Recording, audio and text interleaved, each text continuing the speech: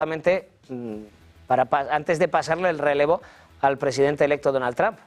Vamos a ir un poco a ver qué razones hay detrás de esta decisión. Luis Rodrigo de Castro es profesor de Relaciones Internacionales en el CEU. Muy buenas noches. Buenas noches, ¿qué tal? ¿Cuáles crees que son las razones para tomar esta decisión, sobre todo a 6 días antes de marcharse de la presidencia del gobierno? Pues aquí yo diferenciaría lo que es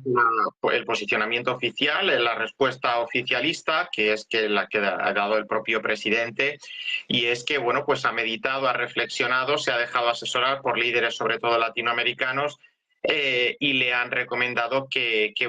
tomara esta decisión y que viene a romper un poco pues esa teoría del eje del mal de ciertos países con regímenes totalitarios en Asia, que financiaban el terrorismo internacional de corte yihadista y entre los cuales pues también se encontraba Cuba. Esa es la versión oficial, pero más allá de todo eso, no cabe duda de que lo que hay detrás, por muchas razones que pueda haber, no digo que lo que dice la Casa Blanca, la versión oficial,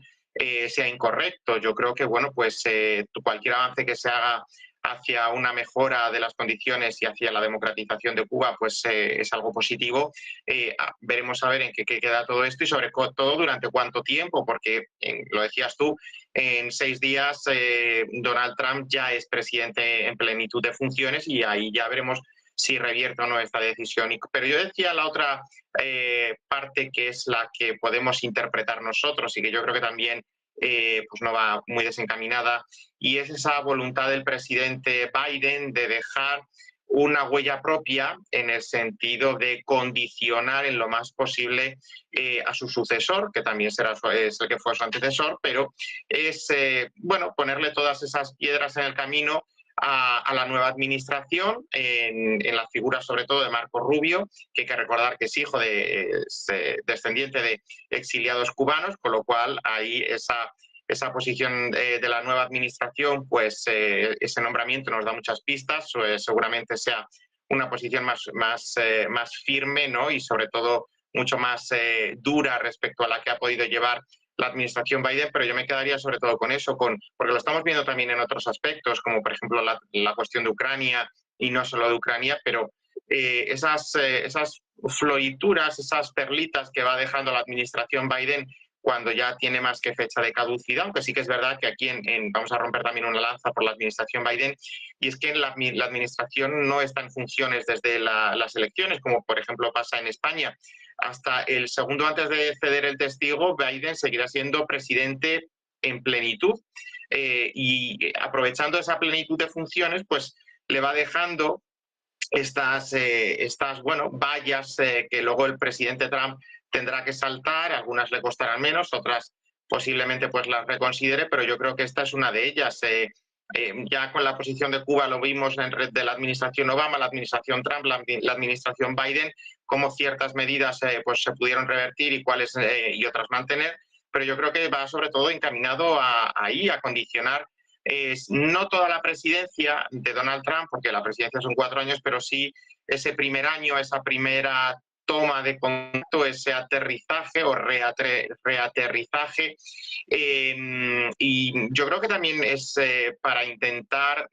condicionar esa labor del Partido Demócrata, que está realizando ya desde la oposición, porque las cámaras ya se han constituido y ya es un partido de oposición, y Joe Biden es un hombre de partido que lo ha sido todo gracias al Partido Demócrata, que se la jugó en el último momento con la nominación hacia Kamala. Habría que ver cuál hubiera sido el resultado, pero él siente que se lo debe todo al Partido Demócrata y le intenta dejar en las mejores o darles las mayores oportunidades, condicionando un poco estos primeros días de la nueva administración. Pero yo creo que sobre todo se debe a eso, a intentar, me permitir la expresión, hacerle la puñeta todo lo que pueda a Donald Trump.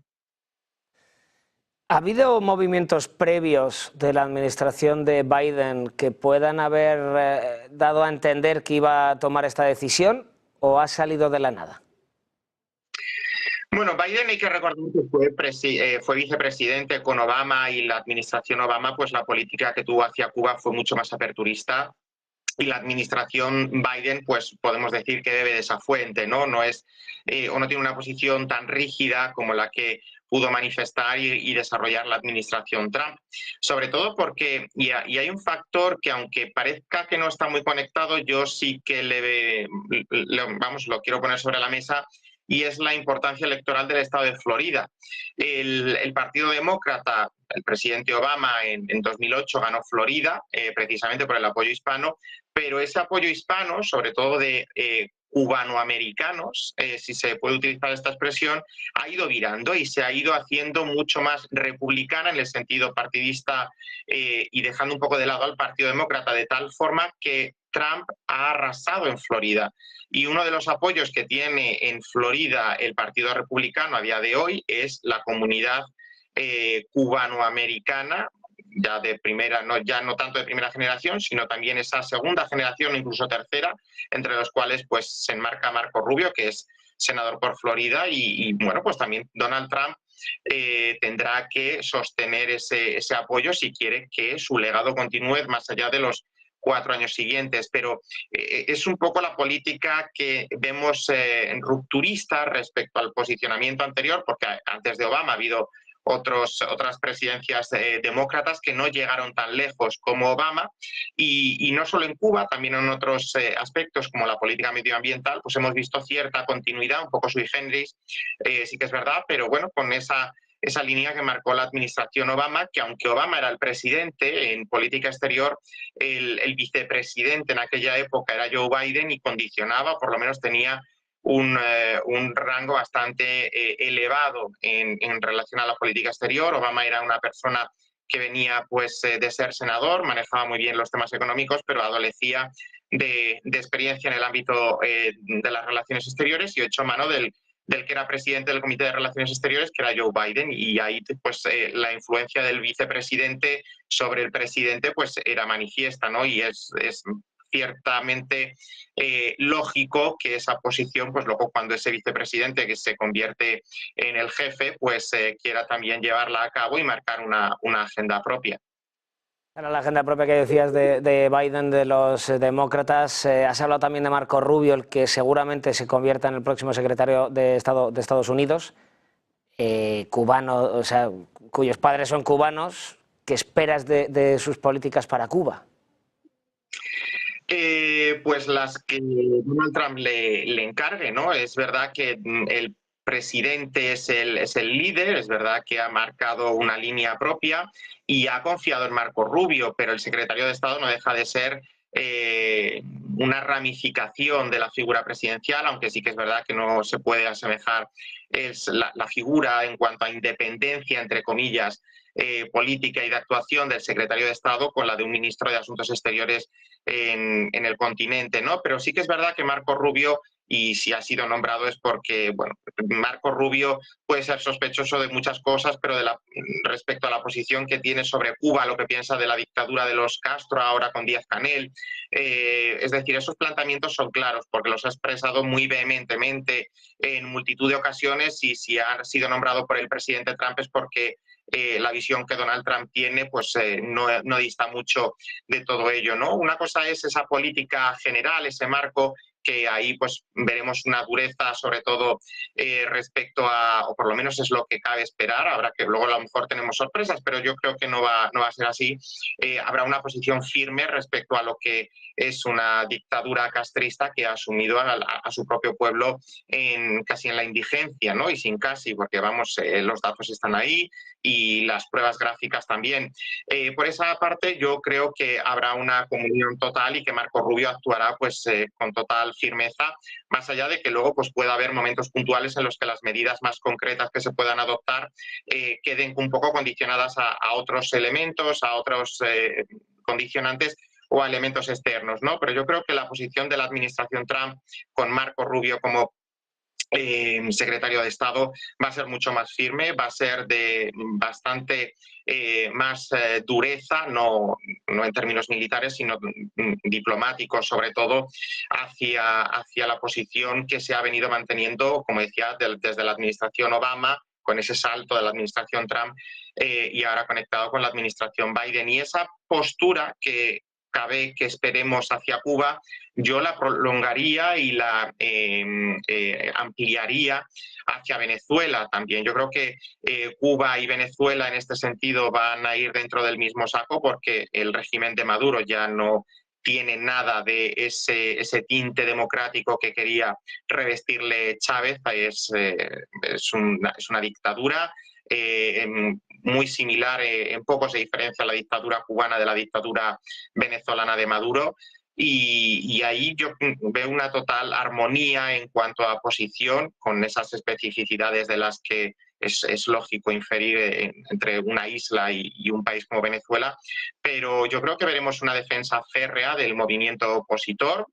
tanto en Cuba como hacia Venezuela. Habrá que ver si tiene éxito, para eso necesitaremos 4 años, pero por lo menos sí que podemos aventurar que con total seguridad que será una posición más firme de apoyo a la oposición democrática, tanto en un lugar como en otro, y habrá que ver también la predisposición que tienen Díaz-Canel, que puede tener a lo mejor un poco más de interés que Maduro, pero bueno, son dos realidades que yo creo que van a ir muy de la mano con la nueva administración y con el nuevo secretario de Estado, que al final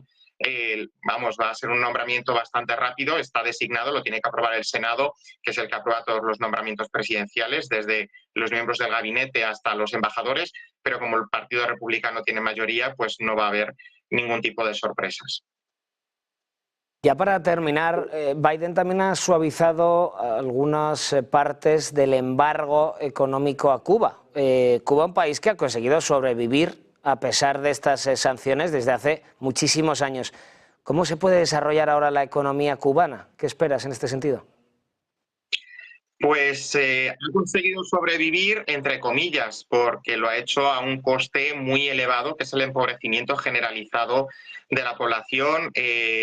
no solo en términos de PIB, también de renta real de la población en Cuba, de una destrucción total del tejido productivo. La economía de la isla está en bancarrota, está totalmente deshecha, y no basta con que Estados Unidos quite ciertas sanciones o flexibilice ciertos estándares. Es que eso es casi un grano en la inmensidad de una playa, ¿no? Un grano de arena en la inmensidad de una playa. Lo primero que tiene que hacer la economía cubana es cambiar el sistema comunista, que se ha demostrado que es fracasado, no solo en Cuba, sino en otras latitudes. Es un sistema que lleva a la ruina, es un sistema que no provee de progreso. Se habló del milagro en cuanto a la educación, en cuanto a la sanidad. La realidad es que las infraestructuras están totalmente ancladas en la destrucción, en la miseria, y con eso pues es difícil ya no solo desarrollar una economía, sino incluso mantener una continuidad del propio capital humano, ¿no? Por tanto, lo primero que yo diría y que habría que hacer en Cuba es apostar por un nuevo modelo que está totalmente en las antípodas del sistema comunista. No digo que haya que apostar por un capitalismo salvaje, creo que más allá de ese modelo de capitalismo salvaje que impera en Estados Unidos, hay un modelo intermedio, que son los modelos y las economías sociales de mercado, como la que tenemos en España, y los modelos de bienestar que tenemos en Europa. Quizás sea complicado extrapolarlo a Cuba por la situación en la que se encuentra, pero yo creo que con tiempo, sobre todo con esfuerzos, pues podría ser un escenario óptimo, que sobre todo podría beneficiar en último término a la población cubana, ¿no? Y a los que todavía resisten dentro de la isla. Este sería el escenario ideal, idealista, ¿no? Pero bueno, de sueños también se vive en algunos momentos, y por qué no pensar en que eso algún día pues puede ser posible, porque es lo que el pueblo cubano se merece: una economía sólida, una economía que sea capaz de proveer de bienestar, de generar oportunidades y de parar esa fuga, ¿no? Que no solo estamos acostumbrados a hablar de los exiliados políticos, que también es un drama, pero hay muchos exiliados económicos que se van de Cuba precisamente porque ven que no tienen oportunidades, y la juventud cubana también tiene que tener. Yo creo que más allá de oportunidades, la juventud lo que sí que tiene son ganas, y hay un potencial muy, muy bueno en ese sentido de gente que quiere hacer que su país, iba a decir, sea grande, pero por no utilizar la terminología trumpista,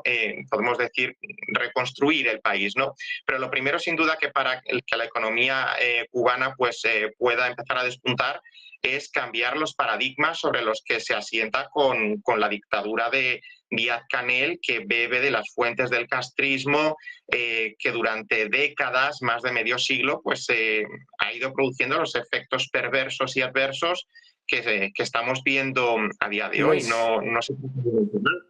Luis, nos hemos quedado ya sin tiempo, ya estamos ahí rozando el cierre de Wall Street, así que nada, muchísimas gracias por estar hoy con nosotros. Luis Rodrigo de Castro, profesor de Relaciones Internacionales en el CEU. Un placer. Buenas noches. Y como decíamos, conectamos ahora ya con la Bolsa de Nueva York. Hoy buena jornada para los índices en la Bolsa de Nueva York.